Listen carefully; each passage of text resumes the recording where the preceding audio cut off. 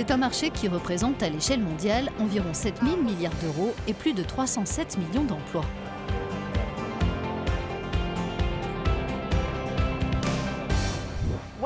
Bienvenue au World Travel Market, le plus grand événement au monde pour le secteur du tourisme, avec plus de 5 000 exposants et plus de 51 000 visiteurs. C'est l'endroit idéal pour en savoir plus sur les tendances de fond qui influenceront nos expériences de voyage dans l'avenir. Et quel meilleur point de départ pour nous qu'un pays doté d'un patrimoine culturel riche, de 22 langues nationales et de plus de 1000 dialectes, à savoir l'Inde.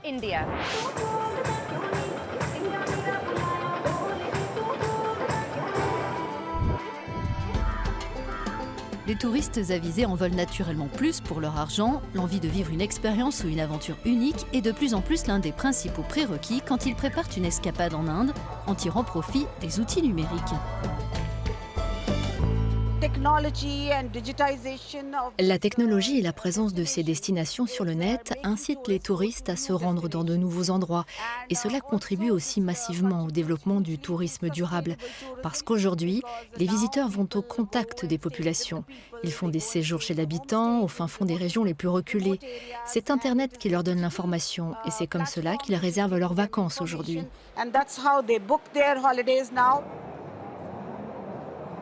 Le tourisme durable, qui a un impact positif sur l'environnement, la société et l'économie, va de pair avec sa déclinaison éthique.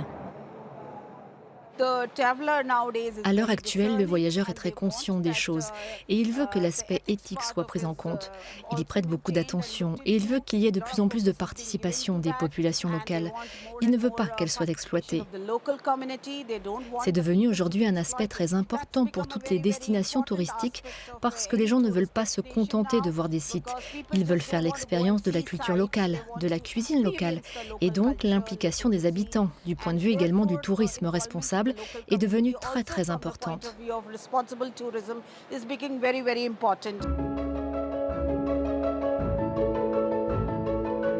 Ce thème trouve aussi un écho en plein cœur de l'océan Indien, sur l'île Maurice, qui célèbre actuellement les 50 ans de son indépendance. Une destination principalement 5 étoiles. Son ministre du Tourisme estime que ce secteur doit nouer des relations plus étroites avec les communautés locales. Il n'y a pas d'industrie touristique durable sans implication de l'ensemble de la population. Le tourisme sera un échec s'il ne respecte pas l'environnement. C'est pour cela que nous protégeons l'environnement. Les communautés locales, nous les faisons participer au développement en termes d'emploi, de culture, de divertissement, d'agriculture et de pêche, pour que les habitants sentent qu'ils appartiennent à ce secteur. Et pour que le tourisme durable perdure, il faut que nous ayons cette participation de la population locale. Pour le ministre mauricien, la perspective d'être au contact de la population locale peut attirer davantage de visiteurs désireux de connaître la véritable île Maurice.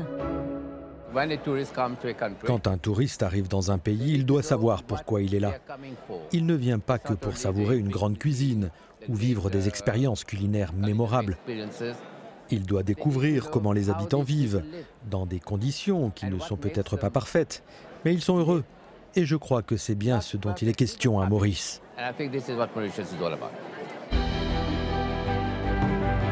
Sa beauté est relativement méconnue. La Géorgie se tourne, elle, vers les touristes eux-mêmes pour faire sa promotion, comme lors de cette campagne.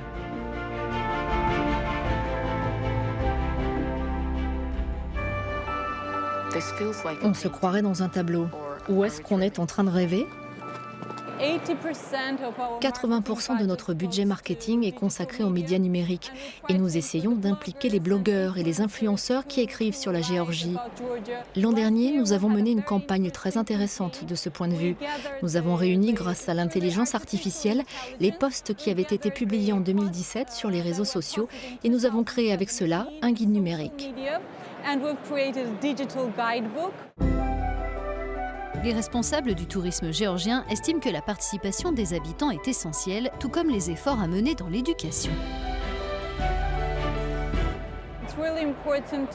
C'est vraiment important de faire passer un message auprès de ceux qui vivent sur place et de leur apprendre combien le tourisme durable est important.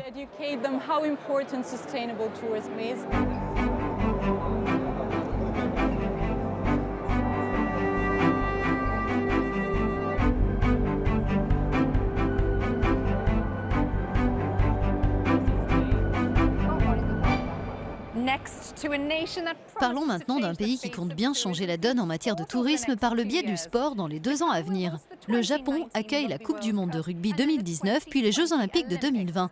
Mais cette nation a beaucoup plus que ces événements à offrir, que l'on soit ou non fan de sport.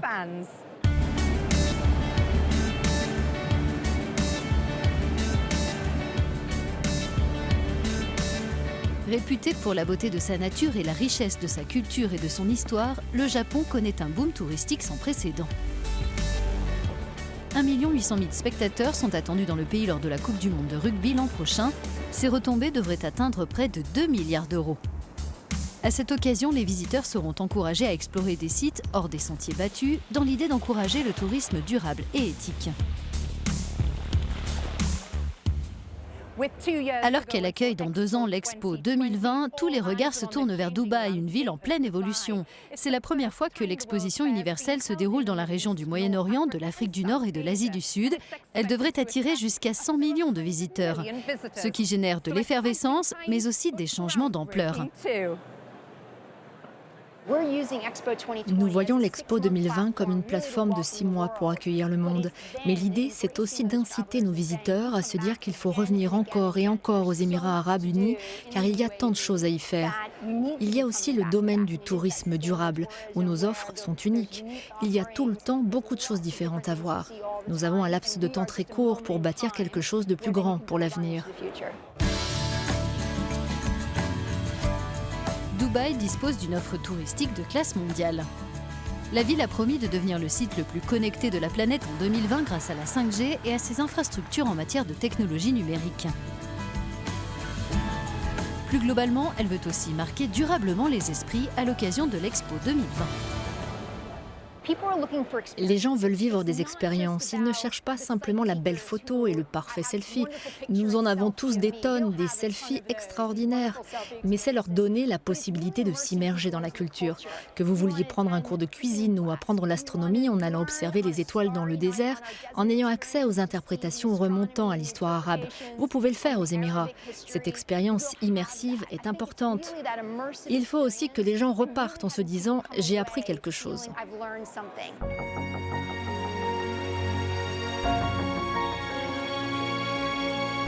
Les pyramides, la vallée des rois, la mer Rouge, le Nil, autant de sites emblématiques admirés par les 8 millions de personnes qui ont visité l'Égypte l'an dernier. À l'heure où la fréquentation touristique repart à la hausse dans le pays, un projet pharaonique est mené, le Grand Musée égyptien, dont la construction coûte près de 900 millions d'euros. Nous avons un musée très important qui va ouvrir en 2020. C'est le Grand Musée égyptien. Son abréviation, c'est GEM 2020. Il sera l'un des plus grands musées au monde. Il fait l'objet du plus gros investissement pour un musée, 1 milliard de dollars. C'est le seul musée où vous aurez les pyramides en arrière-plan. Donc on espère qu'un maximum de personnes viendra le visiter et ce sera le cadeau que l'Égypte offre au monde. Dans le même temps, le gouvernement égyptien s'efforce de fournir de nouvelles opportunités d'investissement dans ce secteur et de diversifier la clientèle touristique tout en encourageant le tourisme responsable. Aujourd'hui, tout le monde se préoccupe d'environnement. Le ministère du Tourisme est en train de lancer un nouveau programme. Ces principes visent à s'assurer que toutes les réformes que nous menons sont conformes aux objectifs de développement durable des Nations Unies. Donc, concernant l'émancipation des femmes, la lutte contre la pauvreté, les efforts pour créer des communautés autour des sites que les gens visitent, ce sont tous des principes très importants que nous allons mettre en œuvre.